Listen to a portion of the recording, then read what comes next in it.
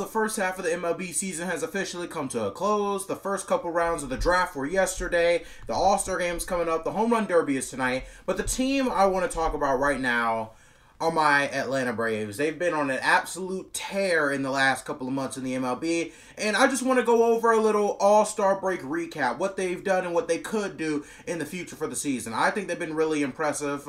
I'm just really loving what I'm seeing from the Atlanta Braves here. I thought it was really exciting. You guys know I'm the world's biggest Atlanta fan, as indicated by my background right here. So I want to talk about the Atlanta Braves, but before I get into this video, make sure to like, subscribe, turn on notification bells to help me out a little bit. Without further ado, let's get right into this video. Now, of course, I'm going to go to the record. The Braves are 60-29. They are the best team in baseball, and they have one of the best records at the halfway point since the 2018 Boston Red Sox, a team that finished with 109 wins on the regular season and was also the last team to be the best team at the end of the regular season while also winning the World Series. Now, the Braves have been completely dominant. They have 169 home runs in the first half and 26 straight games with the home run, which both of those are MLB records. And the last team, I just want to go into a little history. The last team to have this many home runs, they had like 167 though, this many home runs at the All-Star break was a team that ended up hitting the most home runs by any team in MLB history, and that was the Bomb Squad, the 2019 Minnesota Twins. They ended up hitting 308 or 309 at the end of the year, I believe. So the Atlanta Braves have a chance of some serious history here. They have 8 All-Stars, and most of them probably should have been starters, I'll be honest. But most of them are all there. You know, that's most of your team. That's a large part of your team. And, of course, they're coming off a 2-1 series win against the second team baseball, or the second best team in baseball, the Tampa Bay Rays. So, short recap, this team has been really impressive. Now, I'm going to talk about some key players here. Some guys who I think have a chance, maybe at MVP votes, but most certainly have been some of the best players in the MLB up to this point. If not the MLB, definitely in the National League. First guy I'm going to talk about is Ronald Acuna. I'm not going to waste too much time here. This guy is the MVP right now when it comes to the halfway point in the season. He's on pace for 40 home runs and maybe even 60 stolen bases. There is not a player in the league other than Shohei Ohtani who is better than Ronald Acuna right now. Next guy I'm going to go to, oh man. The next guy is Matt Olson, and he has quietly been a top 3 first baseman in the entire league. He leads the National League in home runs. He's giving you that Golden Glove level defense. I think Matt Olson is, I won't say he's better than Freddie Freeman, because quite frankly, I don't believe that. I love Freddie Freeman as an Atlanta Braves fan, but it's hard to argue with 29 home runs and the NL lead in RBIs. Matt Olson has been incredible this year. We all knew coming into Atlanta he had a bat that could potentially give you 40 home runs in the season, and right now, shoot, we might be lucky enough to see this guy hit 50+ home runs. He's been on a tear. Speaking of another guy who's been on a tear, I want to speak on Sean Murphy.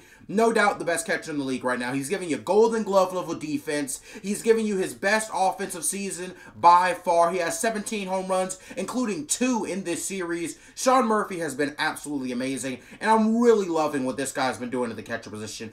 I expected him to be good, but I didn't expect him to be this good. Sean Murphy has been fantastic as a catcher, and in my opinion, you can really make your mark that this guy's the best catcher in the league right now. And of course, I want to go to the second baseman, Ozzie Albies. Again, might win the Golden Glove, and surprisingly, he's on pace for 40+ homers as well. Now, I know what happened to him at the beginning of the season. He was kind of switch hitting, but now he's hitting more to the left than he is to the right, I believe.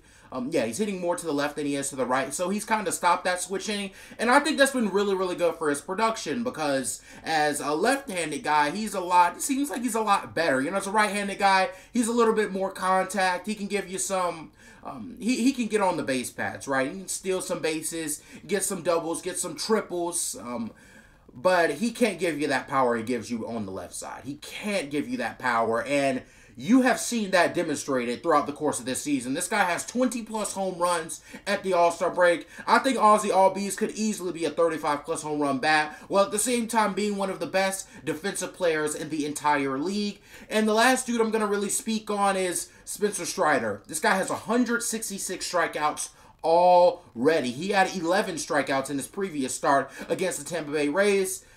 He's been absolutely amazing. I can't even put it in words. Spencer Strider, in my opinion, can easily make a debate for the best pitcher in the National League. I think Spencer Strider, I believe he was really, really impressive during his rookie year, especially that 20 strikeout game he had.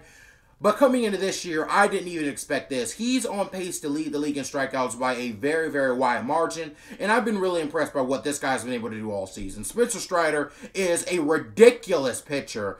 And if Atlanta, I'm going to talk more about this later, but if Atlanta can get that rotation back, if they can get their guys back, well, and by that, I mean people like Max Fried, people like Kyle Wright, if they can get those guys back, this is going to be an absolutely and utterly disgusting pitching rotation. But I'm going to get into that later.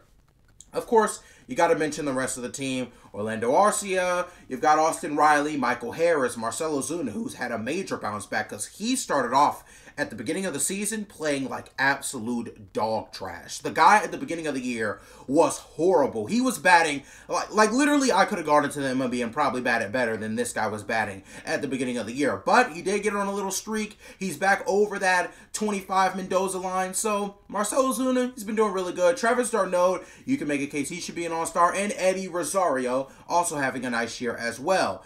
Now, I know the question, what in the world are you supposed to expect from the Braves in the second half of the season? I'm going to tell you what I think. This Braves team has the potential to be one of the greatest teams in MLB history, and I am not exaggerating when I say that. Now, keep in mind, and I want to go to the pitching for this, keep in mind, Max Fried, the team's best pitcher, is going to be back soon.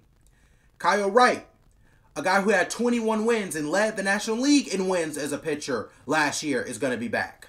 This team is not even at full strength, and they have 60 wins before the freaking All-Star break. Listen to the starting rotation. You're going to have a starting rotation of Max Fried, Spencer Strider, Bryce Elder, Kyle Wright, and Charlie Morton. Good God of holy. Teams are going to be sweating and pooping their underpants trying to go against this team's starting rotation. That rotation is absolutely ridiculous. You can make a case that they have three of the best pitchers in the entire league. Spencer Strider is leading the league in strikeouts. Bryce Elder, who ironically had a really bad outing yesterday, but he was leading the league in ERA, or leading the NL ERA. And Max Fried, he has a 2.08 ERA. So these guys, man, if Max Fried can even be a shell of what he was at the beginning of the year, and Kyle Wright can get back to his groove, and Charlie Morton can still be Charlie Morton, old reliable, and I call him old reliable because the guy is almost 40 years old, but you get the idea. If this starting rotation can figure it out, and if the bullpen can be as good as they've been for the first half of the season, this is going to be the best pitching staff in the entire league for years to come. I will not go back on that statement. This is a super squad when it comes to pitching, and I really, really hope these guys can go ahead and get healthy. Now, I'm going to move on to something else, and it's the trade deadline. Now, I'm not even going to put you on with the BS, all right? The Braves don't really have much to do. The bullpen's been great. The closing has been great. The starting pitching has been great, despite your two best starting pitchers arguably being hurt. I'm not even going to give you all of the details. The Braves aren't going to do much at the trade deadline. Unless you want to make a little splash. I mean, I personally, as a fan, I wouldn't mind getting Shohei Ohtani. I mean, you know, you can leeway yourself into that. You leeway yourself into a couple good contracts as a Braves executive. Maybe you can go get Shohei. But all jokes aside, sadly, that's not going to happen. Let's wait till the offseason. But the bottom line is that the trade deadline, while it may be eventful for other teams, don't expect too much from the Atlanta Braves. Just don't, all right? I don't even want to get your hopes up. I'm not going to sit here and pretend, oh my God, the Braves, they can go get Shohei Ohtani. They can pay him, right? No, they're not. No, they can't. It's not going to happen. That's just the bottom line. But I do have some good news for you. And that news is what I project for the rest of the year for the Braves. Now, if this team stays healthy, I don't think it's foolish to expect 109 to 113 wins, as they've been on a tear through the National League. I mean, you would think a team like this is beating up on bad teams, but the Braves have been beating up on the MLB. They've been beating up on the league. They won a series against the Tampa Bay Rays. That should be enough right there. They destroyed the Miami Marlins in a series. 2 games in which they scored double-digit runs, I believe. Or, I don't know, I think they scored like 7 one game. I know they scored 16 one of those games. But the bottom line is that the Braves have not only been beating up on small teams, they've been beating up on the best teams in the entire league. And ironically and funny enough, this whole thing started because of a series loss to the Oakland freaking Athletics.